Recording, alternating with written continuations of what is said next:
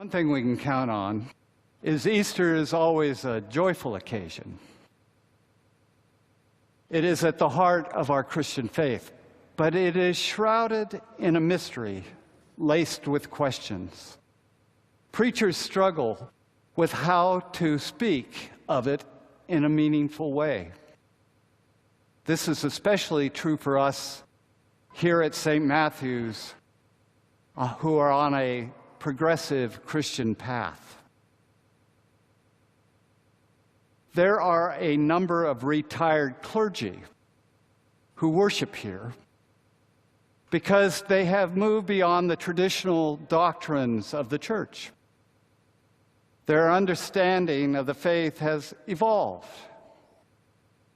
They come here because we are a place that encourages thinking outside the box in which the church has put God and Jesus. I'd like to tell you about one of them today because he usually isn't here. In fact, he hasn't been here on an Easter for 23 years, he tells me. But wouldn't you know it, he showed up today when I'm going to talk about him.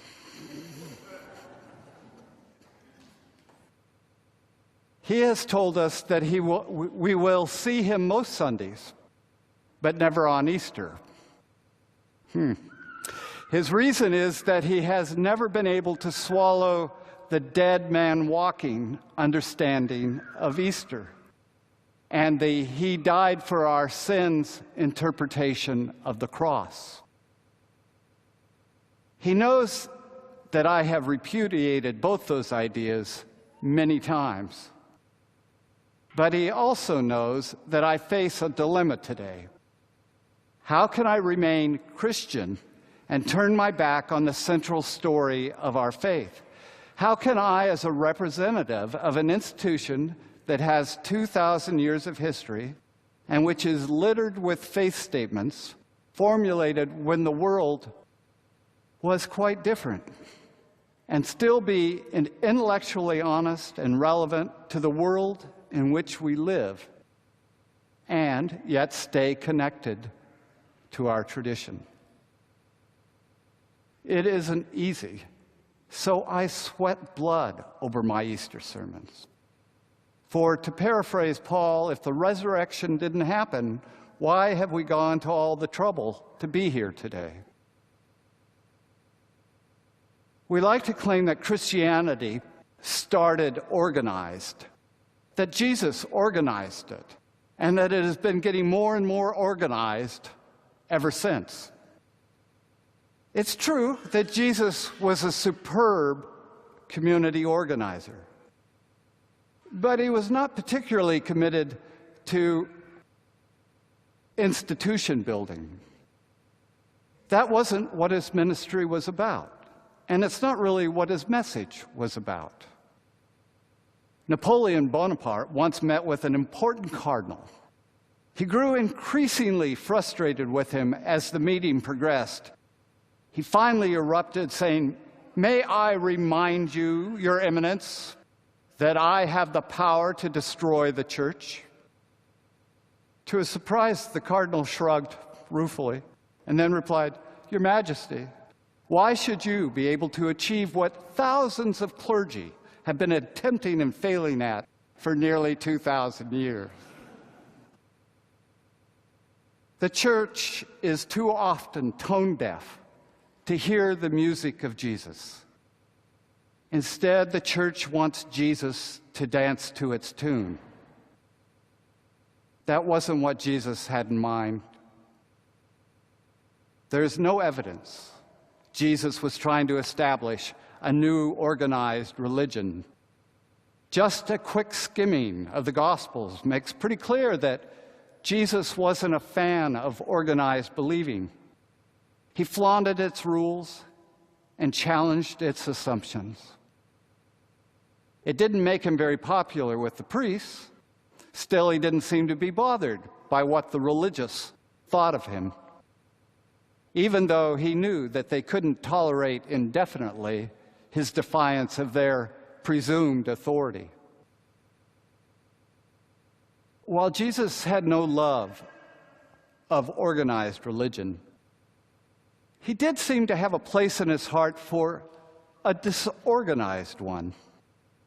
The Jesus movement was a disorganized band of pilgrims, fluid and ragged, seeking the new way of being they saw in Jesus, but did not fully understand. So if you're here this morning harboring doubts in the back of your mind about organized religion, then perhaps, like Jesus himself, you may find that you still have a spot in your heart for disorganized religion. If that's the case, then maybe, just maybe, the Jesus movement is for you. But movements are funny. They don't just gather steam like a locomotive chugging toward the future. They're more like a sailboat in a variable breeze. They glide and then stop dead. They're always changing direction, looking for the next gust of wind. And people don't just climb aboard and stay there. Most movements include people who come and go. Some come only for a season or two. Some leave and come back. Peter himself seems to have been a little like that. And the disillusionment of Judas was such that he all but brought the whole movement down with him when he decided it was time for him to depart. We don't know exactly what happened after Jesus was executed. We only have Paul's account written about 20 years after it happened, and the 4 gospel accounts, the earliest of which was written about 40 years after Jesus died. They vary in some significant ways. Paul doesn't give us the story of the resurrection. He just testifies that the risen Christ appears to individuals and groups over time. In the original version of Mark, there are no resurrection appearances at all, only an empty tomb. The witnesses vary, as well as the location. Did the risen Christ appear in Galilee or Jerusalem?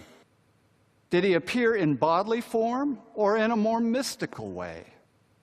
The earliest tradition suggests the latter. When did it happen? Mark says he was raised in 3 days, which would have been Monday, or a day early. Luke and Matthew revise that, saying he was raised on the 3rd day, which would have been Sunday, the day the early movement celebrated the day of resurrection. Yet in John, after appearing to Mary Magdalene, Jesus didn't show himself to 10 of the disciples until a week later, and to Thomas, who proclaimed him my Lord and my God, until a week after that. Since no one can prove me wrong, here is my theory about the first Easter. I believe our ragged little band of followers were so shocked by what happened to Jesus, which was the last thing they expected. They took off for the Galilean hills, terrified. They returned sheepishly to their homes and resumed their former lives, perhaps with family and friends sniggering at them for being such suckers for following another false Messiah. But once the shock wore off, they struggled to make sense of their experience. They did this by scouring the scriptures, where they came to see Jesus more in the mold of Isaiah's suffering servant than a glorious King David returning to conquer the Romans. They remembered rabbinical teachings that had been around for a century that spoke of a suffering Messiah named Simon, who would die a bloody and violent death, but whom the angel Gabriel said God would resurrect in 3 days, that he might liberate Israel. They also lived in a Greco-Roman world that had many folktales and myths about gods that died and were resurrected. Osiris in Egypt, Dionysus in Greece, Attis in Asia Minor, Adonis in Syria, Bacchus in Italy, and Mithras in Persia, to name just a few. An interesting point about these gods is that when they were resurrected, they came back disguised, but bore marks that revealed their identity, not unlike the nail holes and spear wound Jesus would show Thomas. Based on my experience of how we humans process major shifts in our lives, I agree with those scholars who think that it took 6 months to a year for his key disciples to experience the Easter moment. I also think the story of the road to Emmaus explains how they experienced the risen Christ.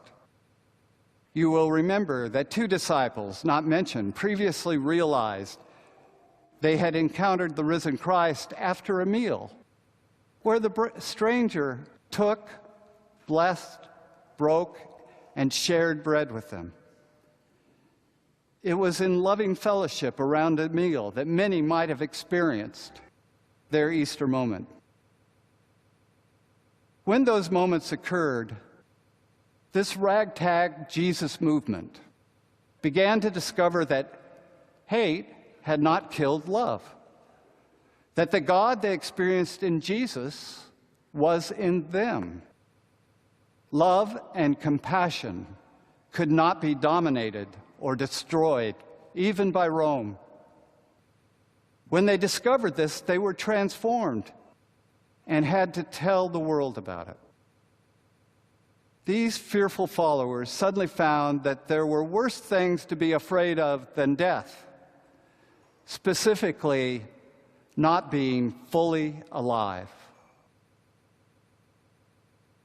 Yes, this movement began a long time ago in a very different world.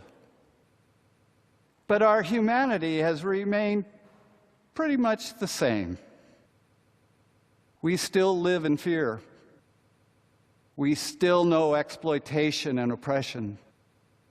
We still know alienation from each other, the divine, and ourselves. We still face our Golgothas, where we feel forsaken. We still need to love and be loved. When we discover that we are one with the same source of love as Jesus, then we know our Easter moment has arrived. We have joined that ragtag movement. Then we can proclaim, "Alleluia, I am risen. I am risen indeed."